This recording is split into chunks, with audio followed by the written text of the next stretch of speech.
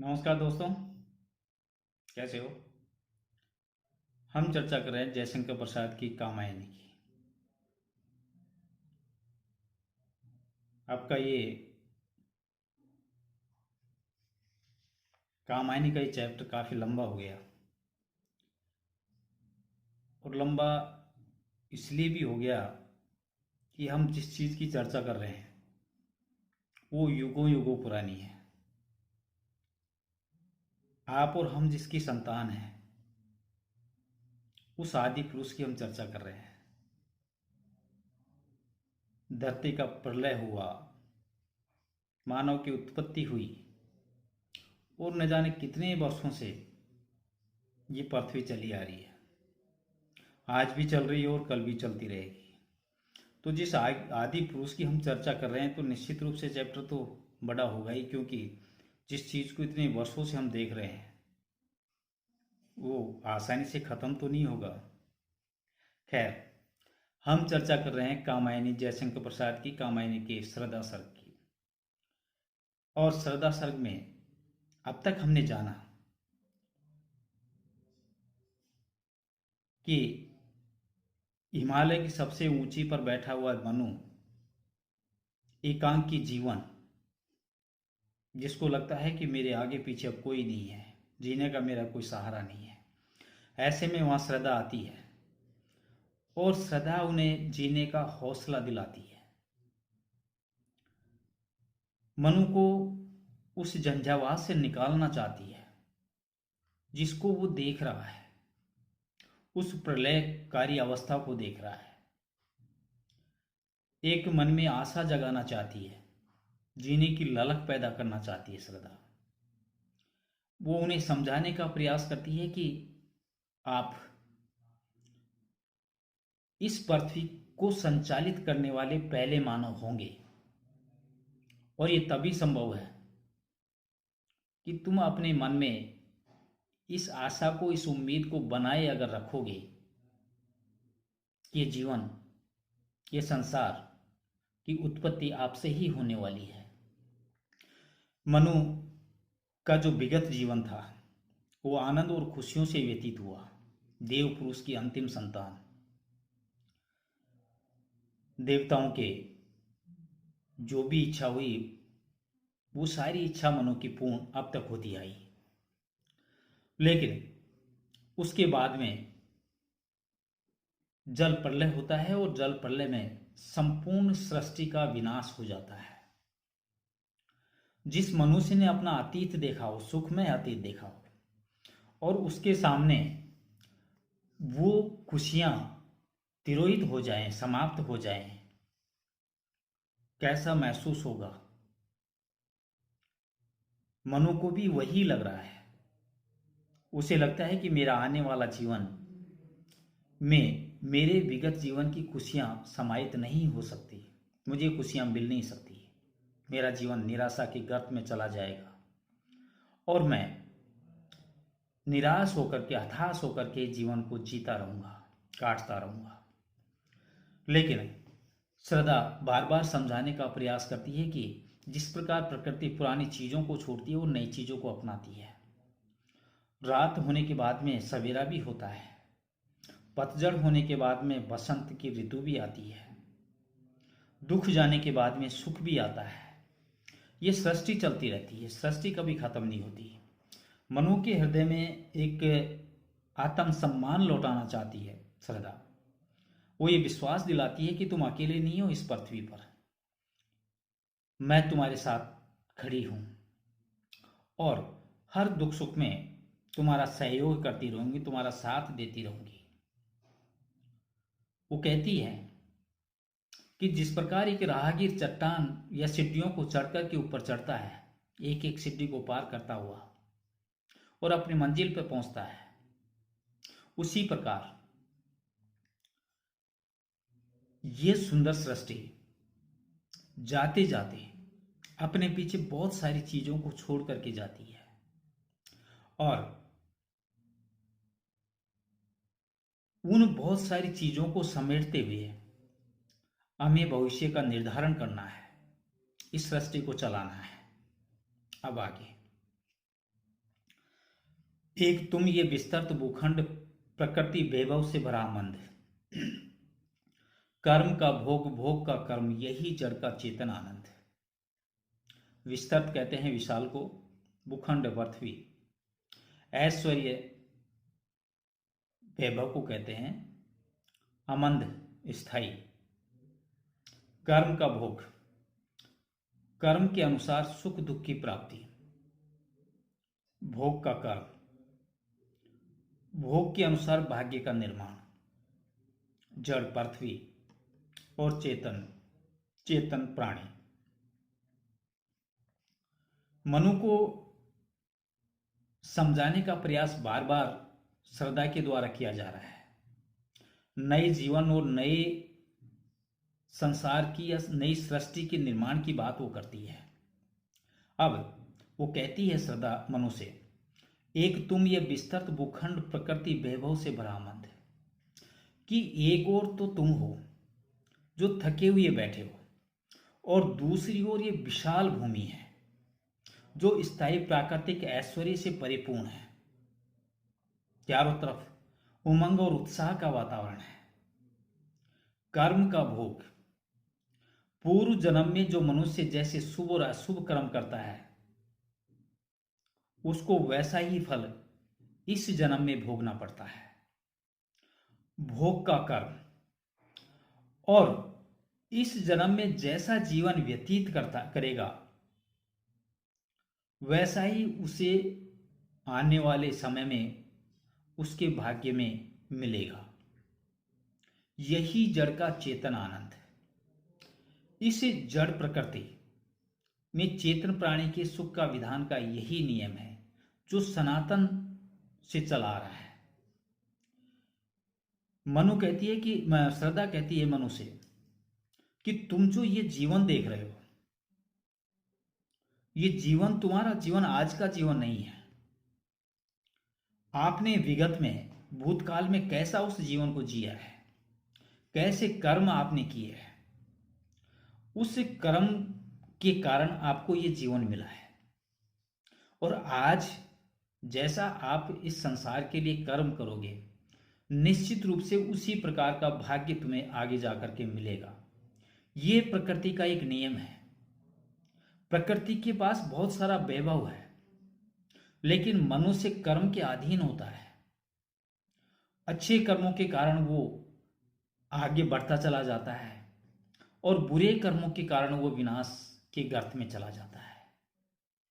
प्रकृति अपना रूप नहीं छोड़ती, उसका कार्य है चलना, और वह मनुष्य को उसी प्रकार का सुख प्रदान करती रहती है जैसे विगत में वो करती आई है। लेकिन मानव का स्वयं का कर्म कैसा होगा, उस कर्म के आधार पर वह अपने भाग्य का निर्माण खुद करता है। मनु से श्रद्धा कहती है कि तुम इस तरह थके हुए क्यों बैठे हुए हो? तुम्हें अपने जीवन का निर्माण करना है, अपने भाग्य को संवारना है, नई सृष्टि की रचना तुम्हें करनी है। और उस नई सृष्टि की रचना करने के लिए तुम्हें कर्मशील बनना पड़ेगा। इस तरह थक करके बैठने से पार नहीं पड़ने वाली है। एक उत्साह जगाना चाहती है मनु के हृदय में। जिस मनु ने अपने सुंदर अतीत को खोया और वर्तमान में उस जल प्रलय की स्थिति को देखने के कारण वो निराश और हताश है, श्रद्धा उस हताशा के दौर से बाहर निकालना चाहती है मनु को और नए जीवन के संचार के लिए, नई सृष्टि के निर्माण के लिए उसको चेतन अवस्था में लाना चाहती है, कि उत्साह का वर्धन करना चाहती है। वो कहती है कि जिस प्रकार प्रकृति अपने पूर्ण वैभव में आज भी मौजूद है, कल भी मौजूद थी, इस प्रलय की अवस्था में भी है, आने वाले भविष्य में भी रहेगी, तो क्यों नहीं तुम भी अपने हृदय में उत्साह क्यों नहीं जगाते? इस तरह थके रहने से या थके बैठने से सृष्टि का निर्माण नहीं होने वाला। आगे, अकेले तुम कैसे ऐसा यजन कर सकते? तुच्छ विचार तपस्वी आकर्षण से लीन कर सके, आकर्षण से हीन कर सके नहीं आत्म विस्तार। यजन कहते हैं जीवन का यज्ञ, आत्म विस्तार खुद का विकास। सदा मनु के हृदय में उत्साह जगाने के लिए फिर आगे कहती है कि सृष्टि कैसे चलने वाली है, सृष्टि का निर्माण कैसे होगा, और वो सृष्टि का निर्माण तुम अकेले नहीं कर सकते। क्या कहती है? अकेले तुम कैसे ऐसा यजन कर सकते तुच्छ विचार कि एकांकी जीवन व्यतीत करने का निश्चय क्या कोई अच्छा विचार है? अच्छा, एक बात तुम बतलाओ। मनु से सवाल पूछती है श्रद्धा कि एक बात बताओ कि जीवन यज्ञ को बिना सहधर्मिणी की सहायता से तुम अकेला कैसे पूरा कर सकते हो? अकेले तुम कैसे ऐसा यजन कर सकते तुच्छ विचार? ये तुम्हारे मन के अंदर जो विचार है कि तुम अकेले सृष्टि का निर्माण कर लोगे, ये तुच्छ विचार है। सवाल छोड़ती है मनु के लिए श्रद्धा कि बताओ तुम कैसे इस सृष्टि का संचालन तुम स्वयं अकेले अपने बलबूते पे कर सकते हो? तपस्वी, हे तप में लीन रहने वाले प्राणी, आकर्षण से हीन कर सके नहीं आत्म विस्तार। तुम्हें आकर्षण को परे फेंककर अपनी आत्मा का विकास तुम कैसे कर सकते हो? यज्ञ करने के लिए एक जोड़े की आवश्यकता होती है, पति पत्नी की आवश्यकता होती है। भगवान श्री राम ने भी जब अश्वमेध यज्ञ किया था और सीता को वनवास भेज दिया था, तो उस यज्ञ को संपूर्ण करने के लिए उन्होंने भी सीता की अनुपस्थिति में एक स्वर्ण की मूर्ति स्थापित अपने बराबर की थी और तब उस यज्ञ को संपूर्ण किया था। श्रद्धा मनुष्य भी यही कहती है कि ये जीवन का यज्ञ है जो पति पत्नी दोनों के सहयोग से ही पूरा होगा, अकेले से ये पूरा नहीं होने वाला। जीवन का जो पहिया है वो एक के सहारे नहीं चलता। जीवन को चलाने के लिए रथ के दोनों पहिए सलामत होने चाहिए। नदी बहती है लेकिन उसके दोनों पाट होने चाहिए। श्रद्धा मनुष्य कहती है कि तुम इस तरह असहाय और निराश और एकांकी जीवन व्यतीत कर रहे हो और तुम ये समझते हो कि इस एकांकी जीवन व्यतीत करके तुम अकेले रह करके पूरी सृष्टि का निर्माण कर लोगे। तुमने ये कैसे सोच लिया कि तुम तपस्या में लीन हो जाओगे और तपस्या में लीन होकर के इस संसार से वैराग्य धारण कर लोगे और वैराग्य धारण करके बिना आकर्षक के, बिना सौंदर्य के, बिना किसी साथी के तुम अपनी आत्मा का विकास कर लोगे? यह संभव नहीं है। तुम्हें अपनी आत्मा का विकास करने के लिए, इस सृष्टि के संचालन के लिए, अपने मन में आशा और उत्साह जगाने के लिए तुम्हें एक साथी की आवश्यकता होगी जो तुम्हें हर दुख से बचाएगा, तुम्हारे साथ बराबर रथ के दोनों पहिए की तरह साथ साथ चलेगा, तभी यह सृष्टि चल पाएगी। लेकिन इसके लिए तुम्हें अपने जीवन में उत्साह धारण करना होगा। अपने जीवन को चलाने के लिए इस एकांकी जीवन को त्यागना होगा। तुम्हें तपस्या की बजाय एक आकर्षक और सौंदर्यपूर्ण जीवन जीने की आवश्यकता होगी और उसके लिए अपने मन को, अपने हृदय को मजबूत करना होगा, जीने की ललक उसे जगानी होगी। तब जाकर के इस सृष्टि का विकास भी होगा और तुम्हारा खुद का विकास भी होगा। श्रद्धा एक स्पष्ट संकेत भी देती है मनु को यहां पर कि तुम अकेले नहीं हो, तुम्हारे सुख दुख का साथी तुम्हारे सामने खड़ा है। स्पष्ट नहीं कह रही है लेकिन भाव स्पष्ट झलक रहा है कि तुम अकेले नहीं हो इस दुनिया में, मैं भी तुम्हारे साथ हूं, तुम्हारे दुख सुख का साथी हूं, तुम्हें हर क्षण अकेला कभी नहीं छोड़ूंगी। ये उम्मीद, ये भाव जागृत करती है श्रद्धा मनु के हृदय में, ताकि मनु के मन में एक जीने की ललक पैदा हो सके, एक मनोकामना उत्पन्न हो सके।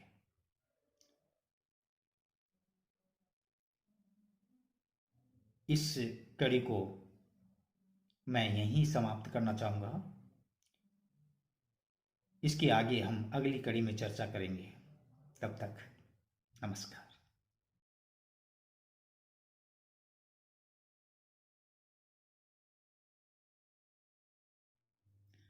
नमस्कार साथियों, हम चर्चा कर रहे हैं जयशंकर प्रसाद के महाकाव्य कामायनी और कामायनी के भी श्रद्धा सर की। अब तक हमने जाना कि श्रद्धा मनु को उस उलझे हुए जीवन से निकालना चाहती है और उस उलझे हुए जीवन से निकालने के लिए वो जीवन का फलसफा उन्हें समझाने का प्रयास करती है। वो कहती है कि संसार से विरक्त होना ठीक नहीं है, क्योंकि ईश्वर ने तुम्हें जो दायित्व सौंपा है वो दायित्व है इस सृष्टि का संचालन करना, और वो दायित्व तभी पूर्ण हो सकेगा तुम जब अपने मन में एक उत्साह का संचार करोगे।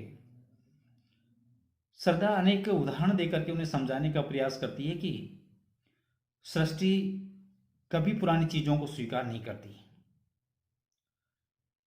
जिस प्रकार सर्प अपनी केसली को उतार करके नया रूप धारण कर लेता है, जिस प्रकार पतझड़ जाने के बाद में बसंत ऋतु आती है, जिस प्रकार दुख जाने के बाद में सुख आता है, मनु को श्रद्धा यहां तक कहती है कि बासी फूलों से एक युवती कभी श्रृंगार नहीं करती।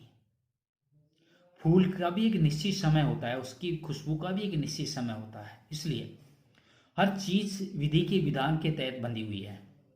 तुम्हें ये नहीं सोचना चाहिए कि जो तुम्हारे सामने जल प्रलय की स्थिति देख रहे हो ये स्थायी है। तुमने अपना सुंदर अतीत खोया, तुमने ये दुख की घड़ी को तुमने देखा, तुम निश्चित रूप से मानिए कि आने वाला समय आपको सुख दे करके जाएगा। तुम ये क्यों सोचते हैं कि जिस भविष्य को तुमने देखा नहीं उसकी कल्पना निराशा के रूप में तुम कर रहे हो। श्रद्धा मनु के हृदय में एक ऊर्जा का संचार करना चाहती है।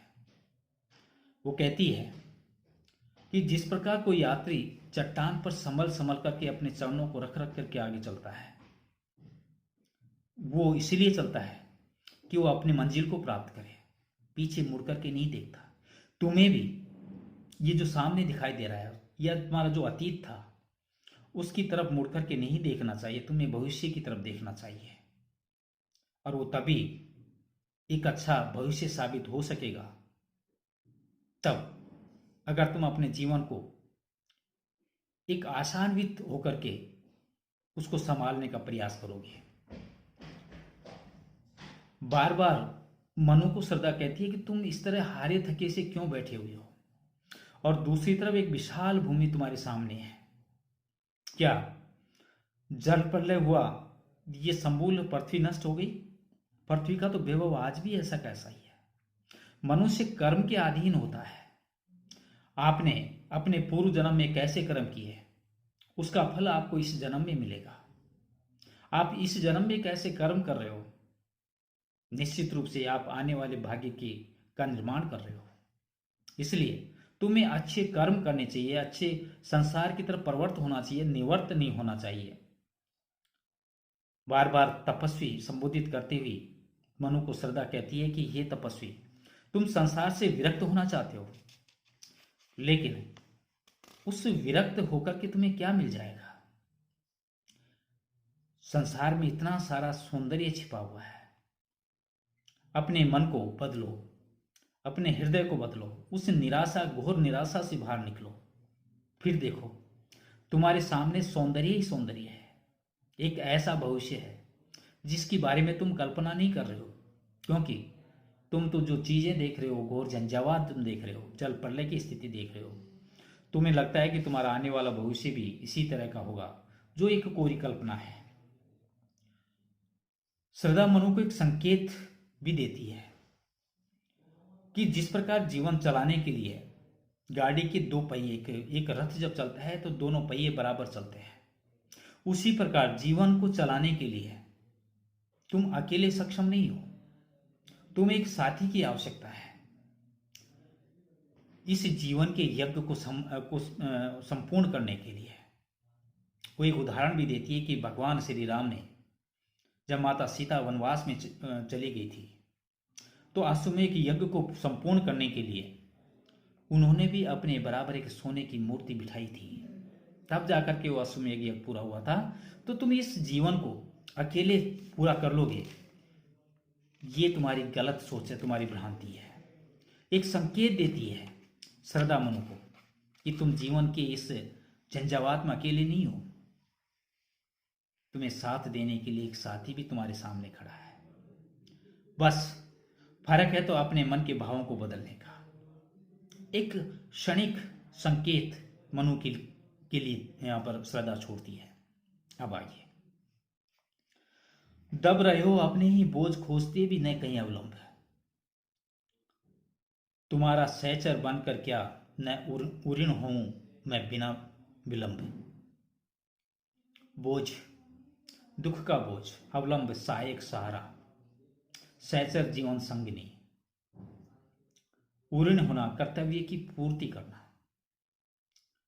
श्रद्धा पिछली पंक्तियों में संकेत तो दे चुकी थी लेकिन स्पष्ट नहीं कह रही थी, लेकिन अब वो मुंह खोल करके स्पष्ट रूप से मनु का साथ देने के लिए तैयार होती है।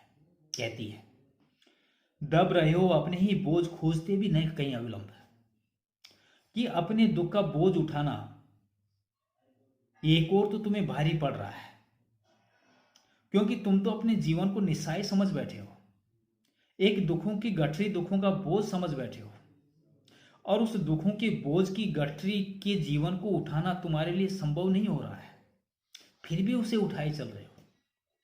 उसके बावजूद खोजते भी न कहीं अविलंब है। दूसरी ओर तुम इस कष्ट निवारण के लिए किसी सहायक को भी नहीं खोज रहे हो। तुम ये भी नहीं देख रहे हो कि कोई तुम्हारी सहायता करने के लिए तत्पर है, तुम प्रयास भी नहीं कर रहे हो। तुम तो अपना जीवन खत्म सा मान बैठे हो। तुम्हारा सहचर बनकर क्या न ऋण हूं मैं बिना विलंब। श्रद्धा मनु से कहती है कि क्या मैं अब किसी प्रकार की व्यर्थ देरी किए बिना तुम्हारी जीवन संगनी बनकर अपने कर्तव्य की पूर्ति नहीं कर सकती। जो बात मनु को कहनी चाहिए श्रद्धा से, बहुत इंतजार किया श्रद्धा ने, क्योंकि मन में इतनी सारी बातें एक आशान्वित करने के लिए मनु के हृदय को उन्होंने कही, और वो प्रतीक्षा कर रही थी मनु से, एक अपेक्षा भी कर रही थी कि निश्चित रूप से उनका हृदय परिवर्तन होगा और वो कुछ कहेंगे। लेकिन श्रद्धा को लगा कि इतनी सारी बातें कहने के बावजूद भी वह प्राणी निश्चल बैठा हुआ है, शांत बैठा हुआ है, उसका हृदय फिर भी परिवर्तन नहीं हो रहा। आखिर खुद ही को बात कहनी पड़ी जो एक पुरुष को कहनी चाहिए। कहती है, तुम्हारी सहचर बनकर क्या मैं ऊऋण हूं मैं बिना विलंब। क्या मैं अब किसी प्रकार की व्यर्थ देरी किए बिना तुम्हारी जीवन संगनी बनकर अपने कर्तव्य की पूर्ति नहीं कर सकती? क्या मैं तुम्हारा साथ नहीं दे सकती? जिस जीवन सरोवर में, इस जीवन की नैया में तुम अकेले चल रहे हो, क्या मैं तुम्हारा साथ देने के लिए तैयार नहीं हूं? तुम्हें क्या मुझसे कोई अपेक्षा नहीं है? क्या तुम्हारे दुख सुख में साथी नहीं बन सकती? श्रद्धा बेझिझक कहती है कि मैं तुम्हारी जीवन संगनी बनने के लिए तैयार हूं और इस कर्तव्य पथ पर बराबर तुम्हारा साथ देने के लिए तैयार हूं। तुम अपने आप को अकेला, निस्सहाय और असहाय क्यों समझ रहे हो? क्योंकि इस जीवन यज्ञ में अकेले तुम्हारी पार नहीं पड़ने वाली, इसलिए बिना मेरे साथ के, बिना एक जोड़े के इस सृष्टि का निर्माण नहीं हो सकता, और मैं उस सृष्टि का निर्माण करने के लिए बराबर तुम्हारा साथ देने के लिए तैयार हूं, तुम्हारे सुख दुख की भागीदार बनने के लिए तैयार हूं। अब आगे, समर्पण लो सेवा का सार सजल सृष्टि का ये पतवार, आज मैं ये जीवन उत्सर्ग इसी पद तल्प में विगत विकार।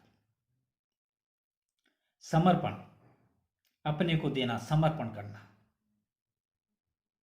सजल संस्कृति, संसार सागर। उत्सर्ग, न्योछावर। विगत विकार, स्वार्थहीन या बिना किसी भाव के, निष्काम भाव के। श्रद्धा तैयार हो जाती है मनु की जीवन संगनी बनने के लिए, मनु के हृदय में जो हिचक थी उसको शांत करने के लिए अपने आप को ही समर्पित करती है मनु के सामने। अब समर्पण लो सेवा का सार, सजल संस्कृति का ये पतवार, तुम्हारी सेवाएं करने के लिए मैं तुम्हें अपने को दिए डालती हूं। मैं अपने आप को पूर्ण रूप से समर्पित करती हूं तुम्हारे लिए, बिना किसी निष्काम भाव के, बिना किसी स्वार्थ के। मैं अपने आप को तुम्हारे सुख दुख का साथी बनने के लिए, जीवन संगनी बनने के लिए अपने आप को तहे दिल से तुम्हें सौंपती हूं। सजल संस्कृति का ये पतवार, मेरा ये आत्मसमर्पण संसार सागर में बहने वाली तुम्हारी जीवन नैया के लिए पतवार के समान सिद्ध होगा। जिस प्रकार एक समुद्र में नाव चलती है और नाव को चलाने के लिए पतवार की आवश्यकता होती है, यहां संसार एक सागर के समान है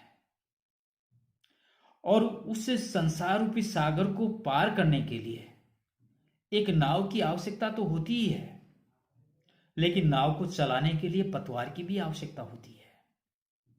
ठीक उसी प्रकार श्रद्धा मनु से कहती है कि इसे संसार रूपी सागर को पार करने के लिए तुम अकेले नहीं हो। मैं तुम्हारे सुख दुख में या सुख दुख रूपी पतवार के रूप में हमेशा तुम्हारे साथ खड़ी रहूंगी, तुम्हें बीच नैया में नहीं छोड़ूंगी। मैं किसी निस्वार्थ के, बिना किसी भाव के, बिना किसी स्वार्थ के अपने आप को पूरी तरह से तुम्हें सौंपती हूं, तुम्हारे सुख दुख की भागीदारी बनने का वचन देती हूं। आज मैं ये जीवन उत्सर्ग इसी पद तल में विगत विकार, आज मैं तुम्हारे चरणों में बिना किसी स्वार्थ भावना के अपने जीवन को न्योछावर कर रही हूं, अपने आप को समर्पित कर रही हूं। इतनी बड़ी बात श्रद्धा ने जिस सहजता से कही, एक पुरुष के लिए संबल होती है नारी, हिम्मत होती है, ताकत होती है। शायद मनु को लगा कि क्या पता इस दुख की घड़ी में कोई उसका साथ देगा या नहीं देगा, लेकिन श्रद्धा हिम्मत करके आगे बढ़ती है और मनु को उस दुख, उस पीड़ा से बाहर निकालने का एक बीड़ा उठाती है और अपने आप को इस सृष्टि के संचालन के लिए मनु को सौंपती है। सुख दुख की जीवन संगनी बनने का वचन देती है, बिना किसी निस्वार्थ भाव से अपने आप को समर्पित करती है मनु के चरणों में। तो कहती है कि मुझे किसी स्वार्थ की, मुझे किसी इच्छा की आवश्यकता नहीं है। मैं दिन रात सुख दुख में, हर घड़ी में, हर क्षण इस संसार सागर को पार करने में तुम्हारी मदद करूंगी, तुम्हारे साथ हमेशा खड़ी रहूंगी। मैं ये वचन देती हूं। इस तरह श्रद्धा ने अपने आप को समर्पित किया मनु के लिए। आज इस कड़ी में इतना ही। अगली कड़ी में इसी बात को आगे बढ़ाएंगे। तब तक नमस्कार।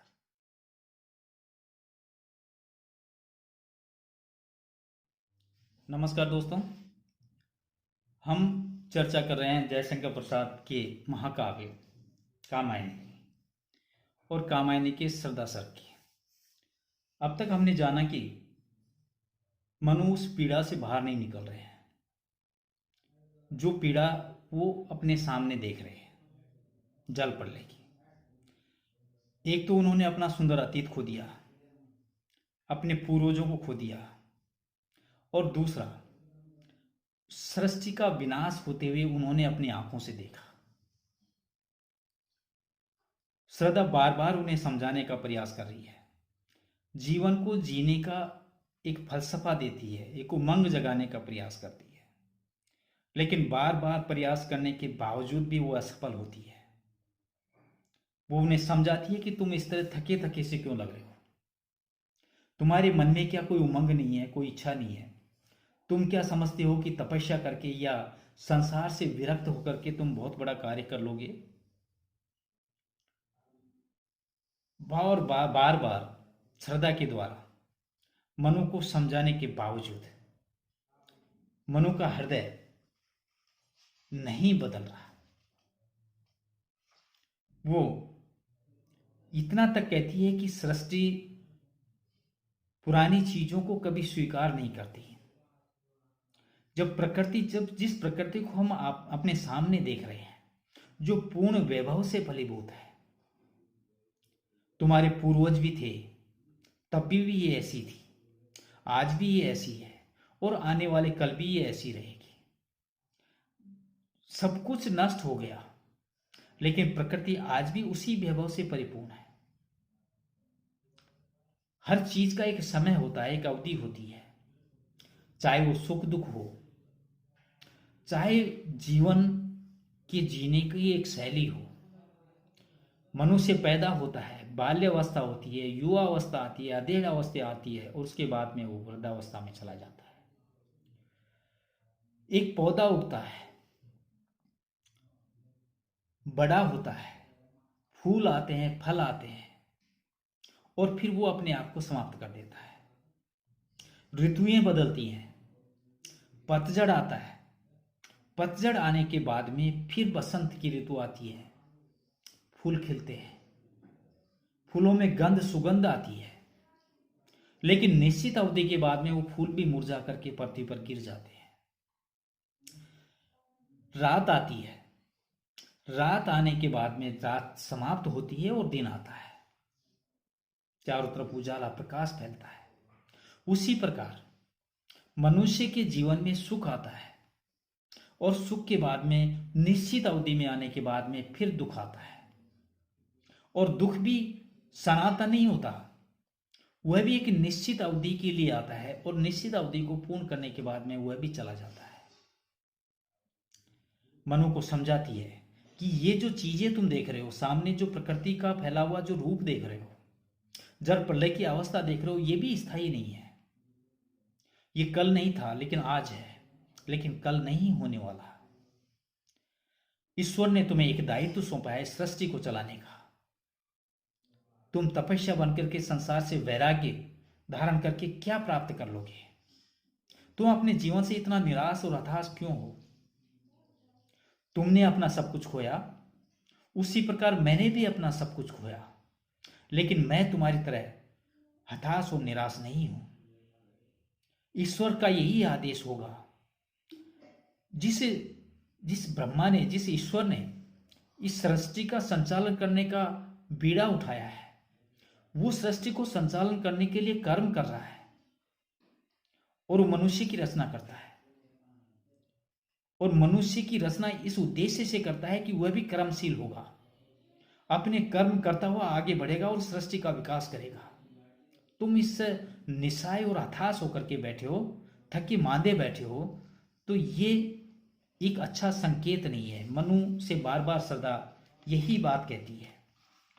फिर वो कहती है कि सृष्टि को चलाने का बीड़ा सिर्फ आप नहीं उठा सकते, और आप में इतनी ताकत और इतनी शक्ति नहीं है कि तुम अकेले उस सृष्टि को चला सकते हो। वह खुद को समर्पित करती है कि मैं बिना किसी स्वार्थ के, मैं अपने आप को पूर्ण रूप से तुम्हारी जीवन संगनी बनने के लिए अपने आप को समर्पित करती हूं। श्रद्धा मनु को तो नहीं बदल सकी, लेकिन अपने आप को श्रद्धा के चरणों में रख दिया, मनु के चरणों में रख दिया, और वो अपेक्षा करती है कि जिस प्रकार इस जीवन यज्ञ को चलाने के लिए दो साथियों की आवश्यकता होती है, एक जोड़े की आवश्यकता होती है, तो मैं वो जोड़ा बनने के लिए तैयार हूं, तभी ये जीवन आगे बढ़ेगा। वो ये भी कहती है कि संसार रूपी सागर को पार करने के लिए जिस नाव पर तुम बैठे हो, उस नाव की पतवार बनने के लिए मैं तैयार हूं। इस संसार सागर को पार करने के लिए मैं हर सुख और दुख में हमेशा तुम्हारा साथ देती रहूंगी, तुम्हें कभी बीच मझधार में नहीं छोड़ूंगी। इतना सारा वचन देने के बाद में श्रद्धा फिर मनु से कहती है कि दया माया ममता लो आज मधुरमा लो अगाध विश्वास, हमारा हृदय रत्न निधि स्वच्छ तुम्हारे लिए खुला है पास। माया मोह, रत्न निधि रत्नों का भंडार स्वच्छ निर्मल है। श्रद्धा मनु से कहती है कि मेरा हृदय दया माया ममता लो आद मधुरमा लो अगाध विश्वास, हमारा हृदय रत्न निधि स्वच्छ तुम्हारे लिए खुला है पास, कि मेरा हृदय निर्मल भाव रत्नों का भंडार है, वह अब तुमसे दूर नहीं है। उसके अंदर मौजूद दया, मोह, ममता, माधुर्य, अटूट विश्वास, जिसकी भी तुम्हें आवश्यकता है तुम उसे प्राप्त कर सकते हो, क्योंकि मैंने तो अपना हृदय पूरी तरह से तुम में समर्पित कर दिया है। और मेरे हृदय में वो सारे गुण भरे हुए हैं, दया, माया, ममता, मोह, प्रेम, सहानुभूति, क्षमाशीलता, माधुर्य, अटूट विश्वास, जिसको मैं कभी नहीं तोड़ूंगी। इतने सारे गुण, जिस चीज की तुम्हें आवश्यकता है बेझिझक तुम ले सकते हो, क्योंकि मैं तो तुम्हें बिना किसी स्वार्थ के अपने आप को समर्पित मैंने कर दिया है। मैं जीवन भर तुम्हारी जीवन संगनी बनने के लिए अपने आप को पूरी तरह से तुम्हें समर्पित कर दिया है। और मेरे हृदय के अंदर, मेरे मन के अंदर जो भी भाव है वो भाव मेरे नहीं है, वो सारे भाव अब आपके लिए हो गए हैं, आपके अंदर मैंने समर्पित कर दिए हैं। आपको अपने जीवन को चलाने के लिए जिस चीज की तुम्हें जरूरत हो बेझिझक तुम ले सकते हो, मुझसे मांगने की जरूरत नहीं है, क्योंकि मैंने तो पूरी तरह से अपने आप को तुम्हारे अधीन कर दिया है। आगे, बनो सहस्रति के मूल रहस्य। श्रद्धा मनुष्य कहती है, बनो सहस्रति के मूल रहस्य, तुम्ही से फैलेगी ये बेल, विश्व भर सौरभ से भर जाए, सुमन के खेलो सुंदर खेल। सहस्रति, नवीन सृष्टि, मूल रहस्य, मूल आधार, बेल, लता या आगामी नवीन जाति, सौरभ, गंध, खुशबू, सुमन, फूल, सुंदर कर्म। श्रद्धा मनु के लिए अपने आप को पूरी तरह से समर्पित कर देती है और कहती है कि मेरे हृदय में जितने भी गुण हैं वो गुण मेरे नहीं है, वो अब आपके हो गए हैं। आपको जिस चीज की आवश्यकता हो बेझिझक आप ले लीजिए। अब आगे वो कहती है कि बनो सहस्रति के मूल रहस्य, तुम्हें से फैलेगी ये बेल, नवीन सृष्टि के लिए तुम मुख्य आधार बनो, अर्थात आगामी जाति के लिए तुम प्रथम सिद्ध पुरुष बनो। तुम्ही से फैलेगी ये बेल, आगामी नवीन जाति की लता तुमसे ही बढ़ सकती है। लता पर जैसे फूल छाते हैं, खिलते हैं, विश्व भर सौरभ से भर जाए, सुमन से खेलो सुंदर खेल। जिस प्रकार लता पर फूल खिलते हैं और उन फूलों में गंध फैलती है, उसी प्रकार फूलों के समान तुम्हारी सुंदर संतति, तुम्हारी सुंदर संतान के कर्मों से तुम्हारा यश सारे संसार में, संपूर्ण ब्रह्मांड में छा जाए। मनु को श्रद्धा समझाती हुई कहती है कि जिस प्रकार एक लता फैलती है, एक बेल फैलती है, और बेल फैल करके समय के अनुसार उसमें फूल खिलते हैं, और जब वो फूल खिलते हैं तो उसकी खुशबू चारों तरफ फैलती है, और चारों तरफ फैलने से पूरा वातावरण सुगंधित हो जाता है। ठीक उसी प्रकार मैं चाहती हूं कि तुम इस सृष्टि के निर्माण के प्रथम सिद्ध पुरुष बनो, और उस लता की भांति इस सृष्टि के विकास में, इस जीवन में फूल खिलाओ, संतान की उत्पत्ति करो। और जिस प्रकार एक फूल की खुशबू पूरे वातावरण को सुगंधित कर देती है, ठीक उसी प्रकार तुम्हारी सुंदर संतान इस संपूर्ण सृष्टि पर इतना यश कमाए, इतना अच्छा कार्य, कितना अच्छा कर्म करे कि उसके कारण तुम्हारी ख्याति, तुम्हारा यश पूरे ब्रह्मांड में फैल जाए। और मैं इस कार्य करने के लिए अपने आप को तुम्हारे कदमों में समर्पित करती हूँ।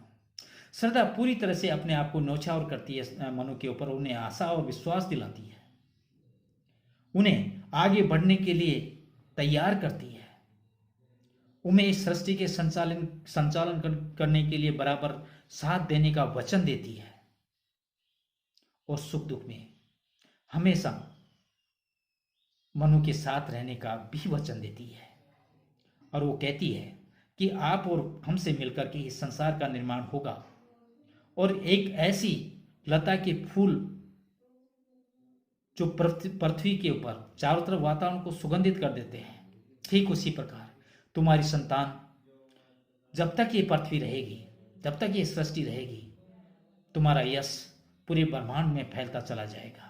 ऐसी मैं ईश्वर से कामना करती हूँ और मैं ये तुम्हें बार बार ये विश्वास भी दिलाती हूँ कि इस जीवन की यज्ञ वेदी में मैं तुम्हारा साथ देने के लिए हर दुख और सुख में, हर क्षण, हर पल हमेशा साथ दूंगी।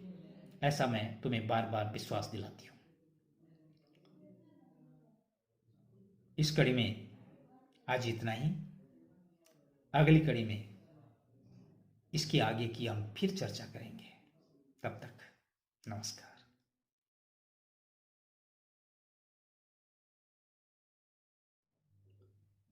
नमस्कार दोस्तों, हम चर्चा कर रहे हैं जयशंकर प्रसाद के महाकाव्य कामायनी और कामायनी के सरदा सर की।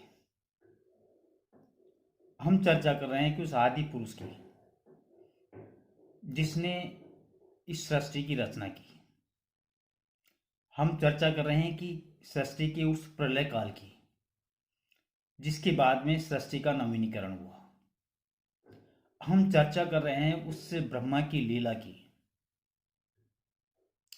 जिन्होंने थक कर, हार कर, अकेलापन महसूस कर अपने आप को अनेकों में स्थापित किया। हम सब जो मनुज हैं उसी ईश्वर के औलाद हैं, उसी ब्रह्मा की नियति है। और उन्होंने सृष्टि के प्रलय के बाद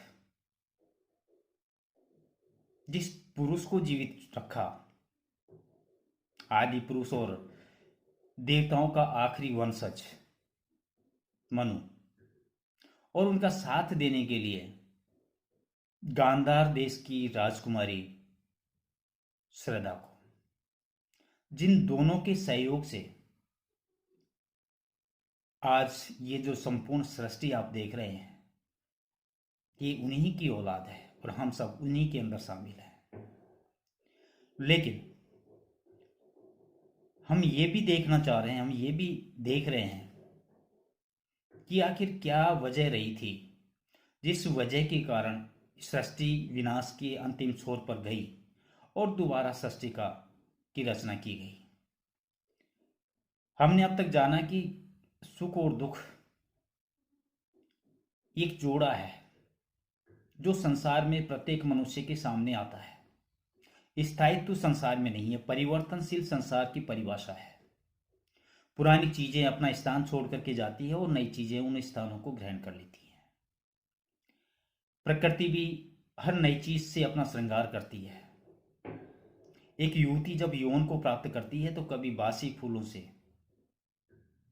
मुरझाए हुए फूलों से अपना श्रृंगार नहीं करती, वह भी ताजा फूलों से अपना श्रृंगार करती है। तो उसी प्रकार ये प्रकृति भी अपने यौवन का श्रृंगार पूर्ण वैभव के साथ, ताजगी के साथ करती है। श्रद्धा मनु को उस अचेतन अवस्था से चेतन अवस्था की तरफ लाती है।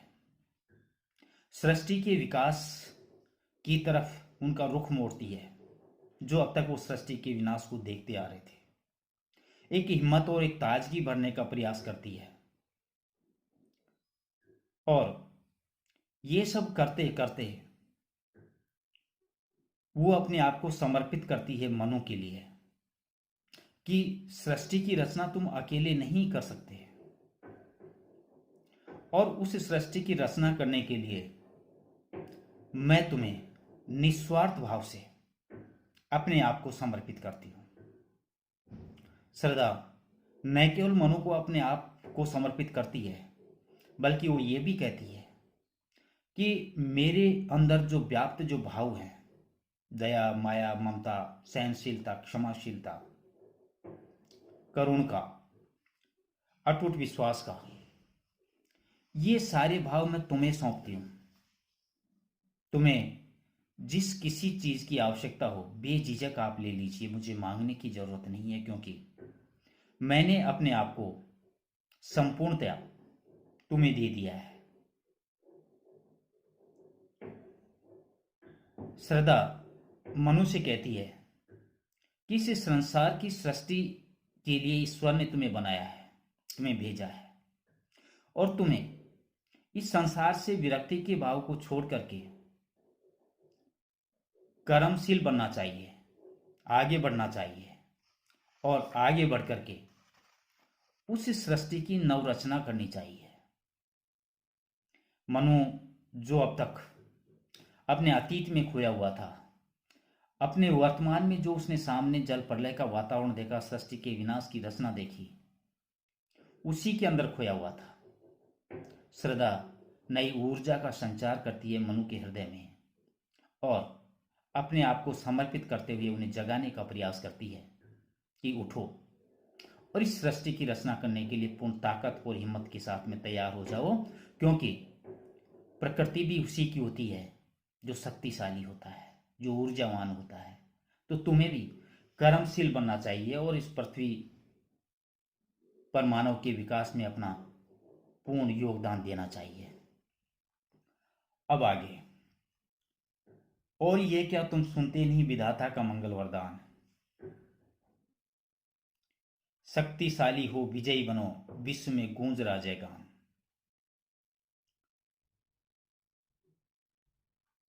श्रद्धा मनुष्य कहती है कि तुम एक ऐसे सिद्ध पुरुष बनो जिस सिद्ध पुरुष के कारण उसके उत्पन्न होने वाली संतान इस तरह प्रभावशाली, शौर्यशाली हो, वीरशाली हो, जिससे संपूर्ण संसार तुम्हारी जय जयकार करे। और अब वो कहती है, और ये क्या तुम सुनते नहीं विधाता का मंगल वरदान। विधाता भगवान के लिए कहा गया है, मंगल वरदान कल्याणकारी वाणी के लिए कहा गया है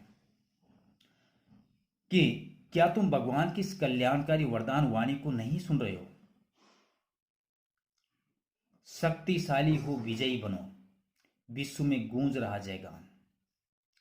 कि ईश्वर तुम्हें यह आदेश दे रहा है, कर्मशील बनते हुए शक्तिशाली बनो, और शक्तिशाली बनकर के विजय प्राप्त करो। विजय किस पर? बुराइयों पर, निराशा पर। यह ध्वनि चारों तरफ संसार में फैल रही है। प्रकृति भी तुम्हें आह्वान कर रही है अपने पूर्ण वैभव के साथ में। ईश्वर का भी यही वरदान है कि शक्तिशाली बनकर के हर बुराइयों पर विजय प्राप्त करो और अपने यश की, कीर्ति की पताका चारों तरफ फैलाओ। संसार के विचारक भी इस निर्णय पर पहुंचे कि शक्ति की ही उपासना होती है। विकासवाद के अनुसार जो योग्यतम है वही ठहरता है। छोटी मछली बड़ी मछली को खा जाती है। जो ताकतवर होता है, जो शक्तिशाली होता है, उसी का साम्राज्य होता है। तुम अपने मन के अंदर व्याप्त निराशा को त्यागो, और निराशा को त्याग करके ताकत के साथ में, ऊर्जा के साथ में, पूर्ण क्षमता के साथ में उठो, और इस संपूर्ण वैभव का उपभोग करते हुए तुम्हारे सामने जो भी संकट आता है उस संकटों पर विजय प्राप्त करो। ये ईश्वर का वरदान भी है, और प्रकृति भी तुम्हें चारों तरफ से यही आह्वान कर रही है, पुकार रही है। और सिद्धांत भी यही कहता है कि जो शक्तिशाली है वही आगे बढ़ता है, जो ऊर्जावान है, जो आशावान है, जो क्षमतावान है, जो शौर्यवान है, जो वीरवान है, उसी की पताका तीनों लोकों में पहनती है। और जो निराशा के घोर अंधकार में खोया हुआ है, उसका इस संसार में जीने का ना तो कोई हक है और ना ही कोई जगह है। इसलिए श्रद्धा मनुष्य कहती है कि शक्तिशाली बनो, उठो, और पूर्ण ऊर्जा के साथ में, पूर्ण ऊर्जा के, पूर्ण साहस के साथ में इन आने वाले कष्टों का सामना करते हुए विजय प्राप्त करो। आगे, डरो मत अरे अमृत संतान, अग्रसर है मंगलमय वृद्धि। पूर्ण आकर्षण जीवन केंद्र, खींची आवेगी सकल समृद्धि। अमृत संतान, देवपुत्र, देवताओं का की अंतिम संतान है मनु। अग्रसर, तुम्हारे आगे मंगलमय वृद्धि, कल्याण और विकास, समृद्धि, वैभव। श्रद्धा मनुष्य कहती है कि डरो मत, कि हे देवपुत्र तुम निडर होकर के कर्म करो। अमृत संतान निरंतर है मंगल में वृद्धि, आगे कल्याण और विकास ही विकास है। पूर्ण आकर्षण जीवन केंद्र बन, आवेगी सकल समृद्धि। यदि तुम अपने जीवन को आकर्षण का शक्तिशाली केंद्र बना सकोगे तो संसार का समस्त वैभव स्वयं खींचकर तुम तक चला आएगा। श्रद्धा पहले भी मनु से कह चुकी है कि इस संसार में अस्तित्व सिर्फ उसका है जो शक्तिशाली है। शक्तिशाली शरीर से भी हो सकता है, ताकत से भी हो सकता है, मन से भी हो सकता है, आत्मा से भी हो सकता है और हृदय से भी हो सकता है। मन के अंदर तुम्हारे आने वाले जो बुरे विचार हैं, तुम आशंकित हो जिस भविष्य को लेकर के, तुम निराशा हो अपने अतीत को या वर्तमान को देख करके, तुम संसार की विरक्ति के भाव अपने हृदय में छिपाए हुए बैठे हो। तुम्हें इन सब चीजों को छोड़ना चाहिए, त्यागना चाहिए और निडर होकर के बिना किसी झिझक के, क्योंकि भविष्य को किसने देखा है। तुम्हें नहीं पता कि आने वाला कल तुम्हारा कैसा होगा। तुम सिर्फ अपने अतीत को देख करके भविष्य की मात्रा की कल्पना कर रहे हो, जो भी निराशाजनक। इसलिए तुम्हें किसी चीज से डरने की आवश्यकता नहीं है, क्योंकि विधि का विधान ही ऐसा है कि कर्म करो, फल की चिंता मत करो। तुम्हें अपना कर्म करना चाहिए, वह भी निडर होकर के, पूर्ण ताकत के साथ में। उसका फल क्या होगा, उस फल के बारे में तुम्हें विचार नहीं करना चाहिए। और फिर आप देखिए, तुम्हारे आगे कल्याण ही कल्याण है, विकास ही विकास है, अच्छाई ही अच्छाई है। तुम्हारा जीवन चलेगा नहीं, दौड़ेगा। तुम खुशहाल जीवन जियोगे और इस सृष्टि के विकास में अपना अति महत्वपूर्ण योगदान दोगे, जिसे युगों युगों तक ये सृष्टि जब तक रहेगी तब तक तुम्हें याद करेगी। यदि तुम अपने जीवन को इन सारी निराशा और बुराइयों को त्याग करके आकर्षण और शक्तिशाली का केंद्र अपने आप को बना लोगे पूर्ण हिम्मत के साथ में, तो देखना संसार का जितना भी वैभव है, वो प्राकृतिक वैभव, सांसारिक वैभव, मानसिक वैभव, वो सारा का सारा वैभव, संपदा, संपत्ति तुम्हारे कदमों में आ पड़ेगी, तुम्हारे कदमों को चूमने लगेगी। और ये तभी संभव है जब तुम बिना किसी झिझक के, बिना किसी डर के अपने कर्म में लीन हो जाओगे, उस ईश्वर के दिए हुए आदेश को मानते हुए, आने वाले भविष्य की परवाह न करते हुए इस सृष्टि के विकास को आगे बढ़ाओगे। और जिस प्रकार लताओं के फूल खिलते हैं, उसी प्रकार आपके और मेरे सहयोग से जो संतान की उत्पत्ति होगी, वो संतान इतनी शौर्यशाली, शक्तिशाली और वीरवान होगी कि तुम्हारी और मेरी कीर्ति की पताका इस सृष्टि के रहने तक गूंजती रहेगी, चारों तरफ जय जयकार होती रहेगी। आप अपने मन में इस बात को महसूस कीजिए, स्वीकार कीजिए और ये महसूस करके ये अपने आप में ऊर्जा का संचार कीजिए। तुमने अब तक अपने भविष्य की कल्पना की है, वो निराशाजनक की है। तुमने कभी यह सोचा ही नहीं कि आने वाला कल अच्छा भी हो सकता है। लेकिन निश्चित मानिए, आपका आने वाला भविष्य उस ईश्वर का एक आदेश है, और वो उस आदेश के तहत आप जिस तरह निडर होकर के कर्म करोगे, उस कर्म के तहत आपका भविष्य भी सुखमय होगा। और संपूर्ण संसार की पताका है, विजय पताका आपके कदमों में होगी। सारी संपत्ति और संपदा तुम्हें पाने के लिए लालायित हो जाएंगी। इसलिए उठो, जागो और पूरी हिम्मत और ताकत के साथ में कर्म करो। निश्चित रूप से इस संसार के विकास में योगदान देते हुए विजय तुम्हारी ही होगी। आज बस इतना ही। इसके आगे की चर्चा हम अगली कड़ी में करेंगे। तब तक नमस्कार।